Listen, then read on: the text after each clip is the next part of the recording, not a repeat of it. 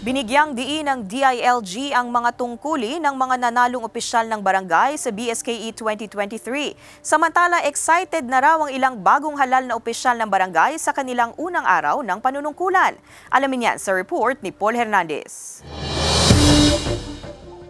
Mapabagito man o veterano, lahat ng nanalo sa katatapos lang na BSKE sumabak sa orientation ng Department of Interior and Local Government o DILG. Kasama ito sa dapat daluhan nila bago pa man ang paninilbihan. Mahalaga kasi ang magiging tungkulin ng mga nanalong barangay officials mula sa tamang paggasta, pag-a-appoint o pagtatalaga ng tauhan sa barangay hanggang sa pagbabalangkas ng internal rules of procedures o gabay sa pagsasagawa ng sangguniang barangay regular session. Ang barangay officials kasi ang haharap sa mga issue sa komunidad. Critical daw ang first 100 days nila na magsisimula sa pag-upo sa opisina sa November 21. Kayo po, mga punong barangay, ay kailangang matalas ang inyong pag-intindi sa kaso o sa reklamo na dinadala sa inyo kasi kayo po yung magde-decide ilang beses ninyong ipatatawag sa loob ng 15 days. Obligado lahat na sumailalim dito. Aminadong kabado si Michael dahil first time na pumasok sa mundo ng politika. Pero nangingibabaw ang excitement sa unang araw ng panunungkulan. Ay mahalaga po ito sa akin dahil matututunan ko po yung unang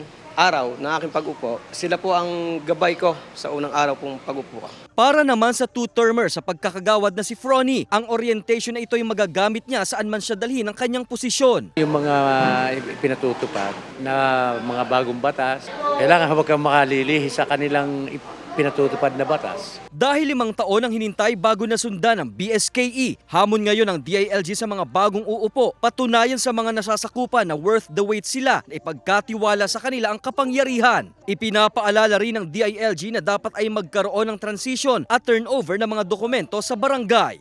Kasama si Buhay Adante Jr., Paul Hernandez, Balitang Southern Tagalog.